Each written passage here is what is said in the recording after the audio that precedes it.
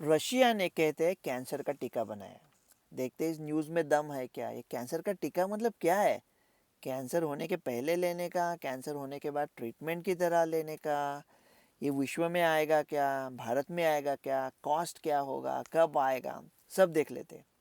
ऐसा न्यूज़ को थोड़ा सोचना पड़ता है ना। वो रशिया में न्यूज़ आया है, वो न्यूज़ दिया है एक रेडियोलॉजिस्ट ने। अभी देखो, इंडिया का कोई भी मरीज हो, उसने कभी जिंदगी में रेडियोलॉजिस्ट देखा है क्या, कैसा दिखता है? वो तो अपने केबिन में छिपे होते हैं ना। तो ये रेडियोलॉजिस्ट आके क्यों न्यूज़ दे रहा है? न्यूयॉर्क टाइम्स में कुछ नहीं है, बड़े मीडिया में नहीं है, छोटे मीडिया में इसका चर्चा है। और कहते हैं कि प्री क्लिनिकल ट्रायल हो गया है, मतलब एनिमल स्टडीज हो गए, लेकिन ह्यूमन स्टडीज कहाँ है, रिजल्ट्स कब आएंगे?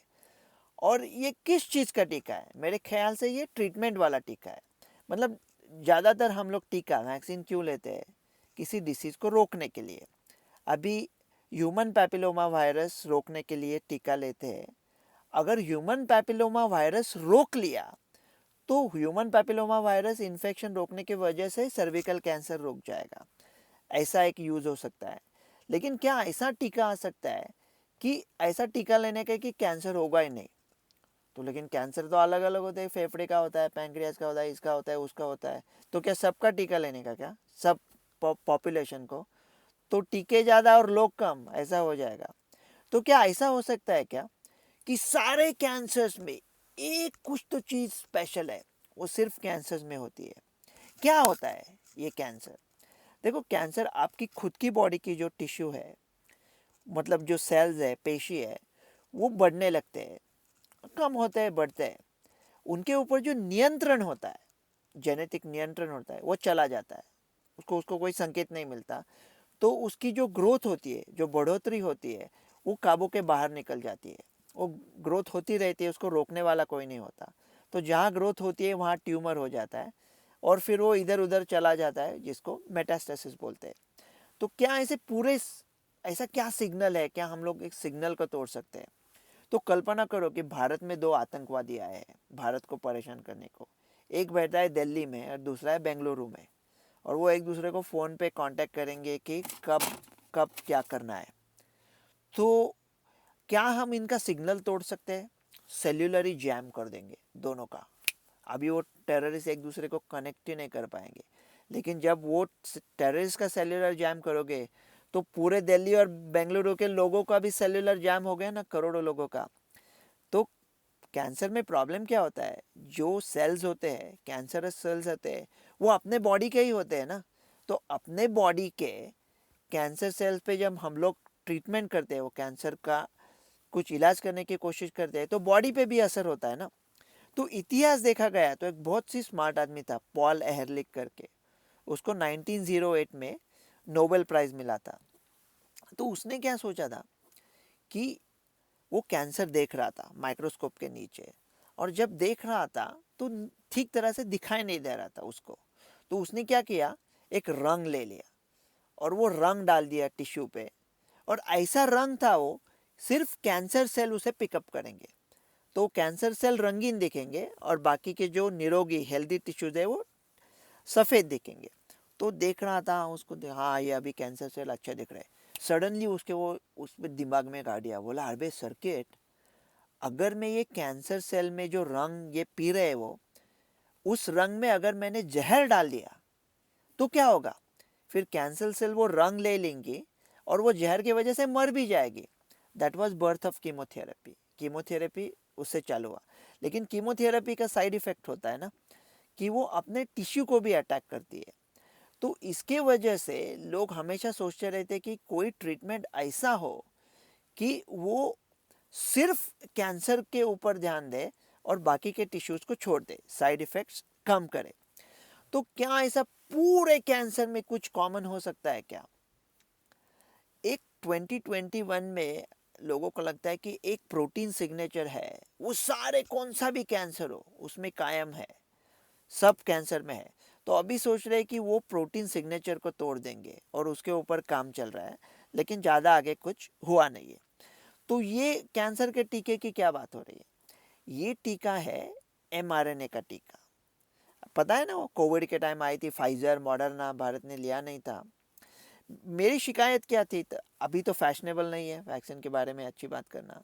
मेरी शिकायत क्या है बोल देता हूँ। ओके, ये जो टेक्नोलॉजी है ना, मैसेंजर आरएनए टेक्नोलॉजी, मानो वो कि एक सीडी प्लेयर है। और भारत में जो सीडी आई है उसमें बज रहे थे पाकिस्तान के गाने।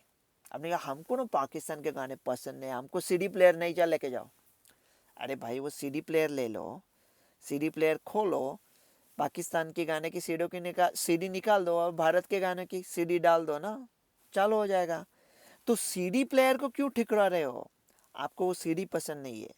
तो वो जो mRNA टेक्नोलॉजी प्लेटफॉर्म, वो क्या है mRNA एकदम सिंपल है, वो सॉफ्टवेयर जैसा है। वो आपकी बॉडी अगर लैपटॉप या डेस्कटॉप है, उसमें वो सॉफ्टवेयर डालते हैं और वो सॉफ्टवेयर बॉडी से काम करवाता है।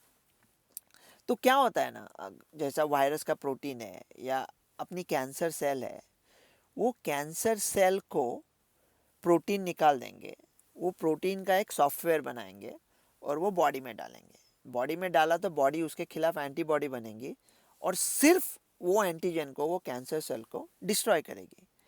लेकिन ये कितना अलग अलग हो गया ना। हम लोग पहले तो बात कर रहे थे कि सब दुखों की एक ही दवा है, आम खा लो, मानो कैंसर के लिए आम खा लो। और अभी हम बोल रहे हैं कि ऐसा पेड़ ढूंढो वो आम पे आपका नाम लिखा हो, कि आपका एकदम स्पेसिफिक हो गया, एक यूनिवर्सल हो गया, एकदम स्पेसिफिक हो गया। तो स्पेसिफिक क्यों है कि अगर एक पेशेंट है जिसको पैंक्रियास का कैंसर है और दूसरे को फेफड़े का है, तो दोनों अलग अलग है। दो पैंक्रियास कैंसर के पेशेंट है, वो दोनों भी अलग है। एक पेशेंट के बॉडी में जो सेल्स है उसमें भी तब्दीली हो सकती है, फर्क हो सकता है।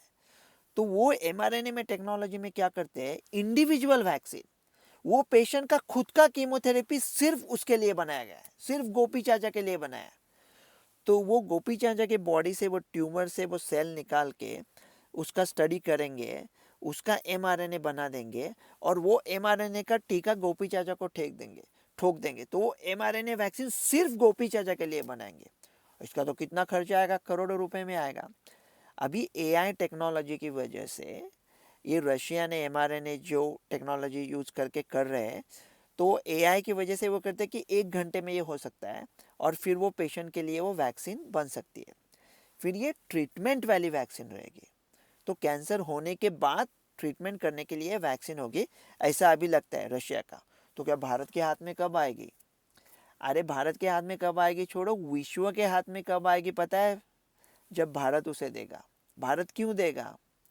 देखो 70-80 साल पहले हमारे पुराने ज़माने में ब्लैक एंड वाइट मूवीज़ हुआ करते थे ना, उसमें हीरो होता था, वो कहता था मालती मैं तुम्हारे बालों के लिए चांद तारे तोड़ के लाऊंगा। अगले सीन में जब उसकी माँ खांसती रहती थी तो 15 रुपए की दवा के लिए वो घर के बर्तन बेचता था। ऐसे फटीचर हीरो थे अपने। अभी इंडिया चांद पे पहुंच गया, चांद तारों पे पहुंच गया। तो ये mRNA टेक्नोलॉजी है अमेरिका का, अमेरिका ने बनाया। मेरी बेटी जहाँ पढ़ती है उसके प्रोफेसर को इसका नोबेल प्राइज़ मिला है। तो टेक्नोलॉजी तो अमेरिका का है, लेकिन रशिया ने इस्तेमाल किया है। तो भारत क्या कर सकता है, ये सबका जुगाड़ डाल के उसका कम कम से कम पैसे में कैसा विश्व में पहुंचाना है भारत कर सकता है। हम लोग इतने होशियार है कि mRNA जैसा टेक्नोलॉजी हम खुद खोज सकते हैं, लेकिन अभी विश्व को फायदे के लिए भारत उनके लिए कर सकता है। ये जब आएगा तब आएगा।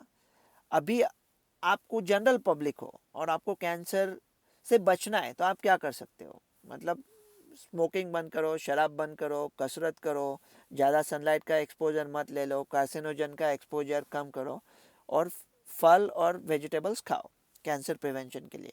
अगर दुर्भाग्यता से आप कोई ऐसे हो कि जब आपको कैंसर की बीमारी है, तो मैं 2 चीज़ें बताऊंगा।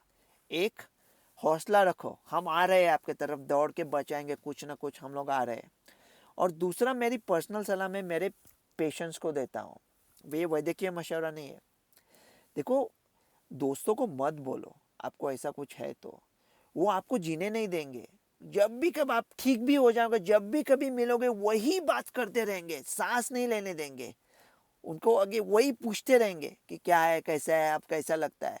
तो बोलो मत किसी को, चुपचाप अपने आप ठीक हो जाओ। वो कहते हैं ना कि तुझको जिस चीज़ पर, मतलब हम लोग जो सोचते हैं कि न जाने, न न कहो,